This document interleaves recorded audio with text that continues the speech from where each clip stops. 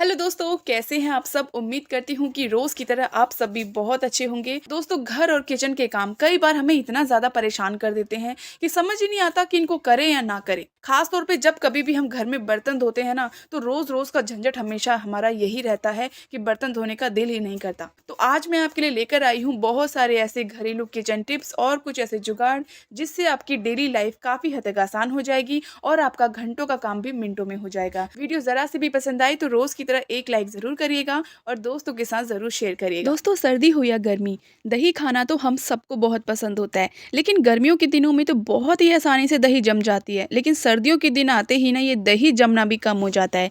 आज मैं आपको बताऊंगी इससे जुड़ी एक जबरदस्त सी ट्रिक, जिसे जानने के बाद आप बहुत आसानी से सर्दियों के दिनों में भी कम टाइम में बढ़िया दही जमा सकते हैं। तो यहाँ पर आपको सबसे पहले तो दही के लिए जितना भी गुनगुना दूध चाहिए होता है वो रख लेना है। उसके बाद जो फॉइल पेपर हमारे घर में होता है, जिसका इस्तेमाल रोटियां पराठे लपेटने के लिए करते हैं हम, उसको आपको इस बर्तन के ऊपर ऐसे लपेट देना है, जिस भी बर्तन में आप दही जमाने वाले हैं।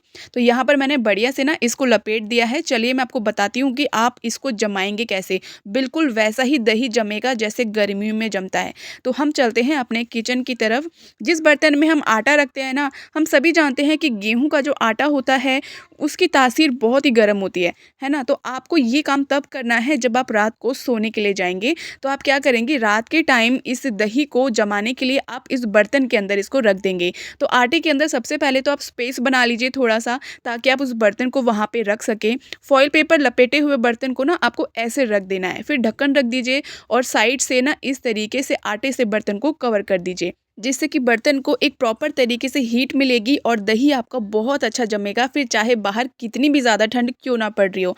तो अगर आप भी दही खाने के शौकीन हैं और आपको सर्दियों में भी दही चाहिए, तो आप इस ट्रिक का इस्तेमाल करके काफ़ी अच्छे से दही जमा सकते हैं। अगला यूज़फुल ट्रिक आता है हमारा यहाँ पे आटे की इस तरीके की थैलियों को लेके। जब कभी भी हम बाहर से आटा खरीद के लेके आते हैं ना, तो अक्सर इनकी थैलियों को आटा खाली करने के बाद फेंक देते हैं। लेकिन आज यहाँ पे मैं आपको इस बेकार हो चुकी इस पॉलीथीन का एक बहुत ही बढ़िया रीयूज बताऊंगी, जिसे जानने के बाद आप कभी भी इस आटे की थैली को बिल्कुल भी नहीं फेंकेंगे। तो मेरे पास यहाँ पर ये आटे की थैली है जिसका मैं आपको रीयूज बताने वाली हूँ। तो आपको क्या करना है, कोई भी आपको पुराना हो चुका कोई कुशन कवर ले लीजिए या फिर पिलो कवर ले लीजिए। तो मैंने यहाँ पे थोड़े बड़े साइज का पिलो कवर लिया है और इसके अंदर ये जो आटे की थैली है ना, इसको हम डाल देंगे। आप इस आटे की थैली को ना बिल्कुल भी वेस्ट मत करिएगा, कभी भी लेकर आते हैं तो इस तरीके से आप ना इस पिलो कवर के अंदर डाल दीजिए। पिलो कवर थोड़ा बड़ा है तो अंदर की तरफ इसको फोल्ड कर दीजिए। अगर आपको इसे रेगुलर यूज में लाना है तो इसको बढ़िया से यहाँ सिलाई कर दीजिए, स्टिच कर दीजिए, ताकि ये कवर बिल्कुल भी इसमें से ना निकले। तो यहाँ पर आप इसे अपने रसोई घर में यूज करिएगा। जब कभी भी आप बर्तन धोते हैं तो रसोई की जो स्लैब होती है उसमें बर्तनों का गिरा हुआ पानी इकट्ठा हो जाता है और बहुत ज़्यादा फैल जाता है। तो वो बिल्कुल भी आपके रसोई घर को मैसी नहीं करेगा, गीला नहीं करेगा। जितना भी एक्स्ट्रा पानी होगा ना इसके ऊपर रहेगा और हमने इसके अंदर जो पॉलीथीन रखी है उसकी मदद से पानी बिल्कुल भी नीचे नहीं जाएगा। तो है ना यूजफुल सी ट्रिक। अगला यूजफुल हैक आता है हमारा यहाँ पे सर्दियों के दिनों से जुड़ा हुआ। सर्दियों के दिनों में ना खाना बनाने से भी ज्यादा मुश्किल काम बर्तनों को धोना लगता है, क्योंकि जैसे ही सर्दी धीरे धीरे करके बढ़ने लगती है वैसे ही पानी बहुत ज्यादा ठंडा होने लगता है, जिससे कि बर्तन धोने में हमें बहुत ही ज्यादा हाथों में ठंडा लगता है। और कई लोगों के ना हाथों में सर्दियों के दिनों में बहुत ज्यादा अकड़न हो जाती है, दर्द होने लग जाता है और बर्तन धोने का ना बिल्कुल दिल ही नहीं करता। तो सबसे पहले जब कभी भी आप बर्तन धोएंगे ना, तो यहाँ पे आपको पहले बर्तनों में ना गर्म पानी डाल दीजिए बढ़िया सा। इसको डालने से ना आपका काम काफ़ी हद तक आसान हो जाता है। एक तो बर्तन बिल्कुल ठंडे नहीं लगते और दूसरा जो बर्तनों के अंदर खाना पीना लगा होता है, ऑयल चिकनाई लगी होती है, वो भी बहुत आसानी से निकल जाती है। अब यहाँ पे आप कोई भी पुराने ग्लव्स ले लीजिए या सॉक्स ले लीजिए, किसी का भी इस्तेमाल कर लीजिए। बस इस तरीके से आपको यूज़ कर लेना है, क्योंकि पानी जो है ना टंकी का बहुत ज़्यादा ठंडा होता है और उसकी वजह से हमारे हाथ भी ठंडे हो जाते हैं। इसके बाद आपको ले लेने हैं कोई भी पॉलीथीन वाले ग्लव्स ले लीजिए या फिर इस तरीके की पॉलीथीन ले लीजिए। अगर आपके पास सिलिकॉन वाले ग्लव्स हैं तो उनका इस्तेमाल कर लिए, फिर आपको ये सब इस्तेमाल करने की बिल्कुल ज़रूरत नहीं है। लेकिन अगर आपको कोई फालतू खर्चा नहीं करना है, क्योंकि ज़्यादा ठंड तो होगी नहीं, 2-3 महीने की ठंड होगी, तो आप इस तरीके से ये वाला जुगाड़ कर सकते हैं। बढ़िया से पॉलीथीन बांध लीजिए हाथों के ऊपर और जितने भी आपके ढेर सारे बर्तन है ना गंदे, उनको आराम से आप सर्दियों के दिनों में बिना हाथों को ठंडा और गीला किए धो सकते हो। अच्छा, हमने हाथों में पॉलीथीन लगाई है ना, तो ऐसा बिल्कुल भी नहीं होता कि हाथों से बर्तन फिसलने लगे। बहुत ही आसानी से ईजिली आप बर्तनों को धो पाएंगे। तो यहाँ पर मैंने जो ये सब्जी वाली पॉलीथीन होती है ना, इन्हीं का यूज़ किया है। एक बात का ध्यान रखिएगा, पॉलीथीन ना थोड़ी मोटी होनी चाहिए ताकि वो बिल्कुल भी फटे ना, क्योंकि पतली वाली पॉलीथीन लेंगे ना तो हो सकता है वो फट जाएगी। तो आप अच्छी वाली थोड़ी मोटी वाली पॉलीथीन लेंगे ना तो बिल्कुल भी नहीं फटेगी। और इस तरीके से सर्दियाँ आप आराम से निकाल सकते हैं। आपको बिल्कुल ठंडे हाथ हो जाएंगे, इसकी टेंशन ही नहीं रहेगी। चाहे रात के आप 12 बजे भी बर्तन धो रहे हैं ना तो वो भी कोई टेंशन नहीं है, आपके हाथ बिल्कुल भी ठंडे नहीं होंगे। तो देखा आपने कितनी आसानी से सारे बर्तन भी धुल गए। अब मैं आपको दिखाती हूँ कि किस तरीके से मैंने इसको यूज़ किया और उसके बाद जो है हाथों के अंदर बिल्कुल एक बूंद भी पानी नहीं गया है।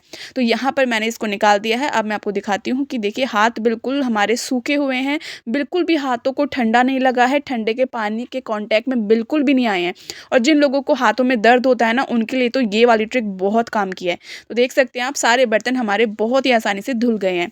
अगला यूज़फुल हैक आता है हमारा इस तरीके के जूने को लेके। हम ना इस तरीके के जूने को जब यूज़ करते रहते हैं तो धीरे धीरे करके ये जूना बिल्कुल ख़राब हो जाता है, टूटने लगता है, इसके अंदर जंग लगने लग जाती है और फाइनली हम इसे फेंक देते हैं।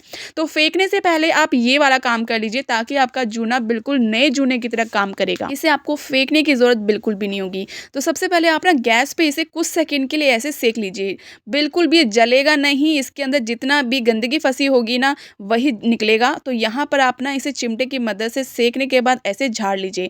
ध्यान रखिएगा हाथों से ना डायरेक्ट टच मत करिएगा क्योंकि शुरू में ये बहुत गर्म होता है। उसके बाद आप हाथों से ना इसे इस तरीके से बिल्कुल बढ़िया से झाड़ लीजिए। जितनी भी इसके अंदर गंदगी फंसी होगी, जंग लगा हुआ होगा, सारा निकल जाएगा। और ये जो इसका टूटना होता है ना, बार बार टूटता रहता है, झड़ता रहता है, बिल्कुल भी ऐसा नहीं होगा, बिल्कुल नहीं टूटेगा। और ये इतना ज़्यादा शार्प हो जाता है ना, बिल्कुल नए जूने की तरह ये बढ़िया से काम करेगा। चलिए फटाफट से देख लेते हैं अगली यूज़फुल ट्रिक को। अगला यूज़फुल हैक आता है उन लोगों के लिए जिनको सर्दी हो या गर्मी हमेशा ही उनके पैरों में से पसीने की स्मेल आती ही आती है। ऐसे लोगों के लिए ना एक बहुत ही यूज़फुल सा ट्रिक लेकर आई हूँ। अगर आपको भी ऐसी ही दिक्कत होती है, चाहे गर्मी हो या फिर सर्दी हो, आपके पैरों में से हमेशा पसीने की बदबू आने लग जाती है, तो आप यहाँ पे एक काम करिएगा। यहाँ पर ना आपको सबसे पहले तो पैरों पे ना थोड़ा सा पाउडर डाल देना है और बढ़िया से लगा लेना है। उसके बाद आपको जो सॉक्स आप पहनते हैं सर्दियों में ना, उसके अंदर आपको बेकिंग सोडा डाल देना है थोड़ा सा। बेकिंग सोडा क्या काम करता है कि वो जितनी भी बदबू वगैरह होती है ना उसको पूरी तरीके से ऑब्जॉर्व कर लेता है, तो पैरों में से ना बदबू बिल्कुल भी नहीं आती। और जो पाउडर हमने यूज़ किया है इससे पसीने आपको बिल्कुल नहीं आएंगे और एक बहुत अच्छी फ्रेगनेंस आएगी, आपके पैरों में से स्मेल तो बिल्कुल भी नहीं आएगी। तो अगर आप भी उन लोगों में से हैं जिनको सर्दी हो या गर्मी, आप इस ट्रिक का यूज़ कर सकते हैं और अपने पैरों में से, तो आप भी इस ट्रिक का यूज़ ज़रूर से करिएगा अगर आपके पैरों में से भी इसी तरीके की पसीने की बदबू आती है तो दोस्तों आपको ये वाली ट्रिक कैसी लगी आप मुझे ज़रूर से कमेंट करके बताइएगा। आप इस वीडियो को अभी कहाँ से देख रहे हैं, अपने शहर का नाम भी कमेंट करिएगा।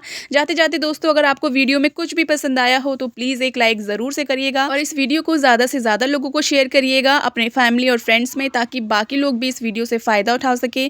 अगर आप मेरे चैनल पर पहली बार आए हैं तो प्लीज़ चैनल को सब्सक्राइब करना बिल्कुल भी मत भूलिएगा, क्योंकि इसी तरीके की नई नई यूज़फुल वीडियो मैं अपने चैनल पर डेली लेकर आती रहती हूँ। चलिए दोस्तों कल फिर मिलती हूँ आपसे एक ऐसी ही यूज़फुल वीडियो के साथ। तब तक के लिए हर हर महादेव।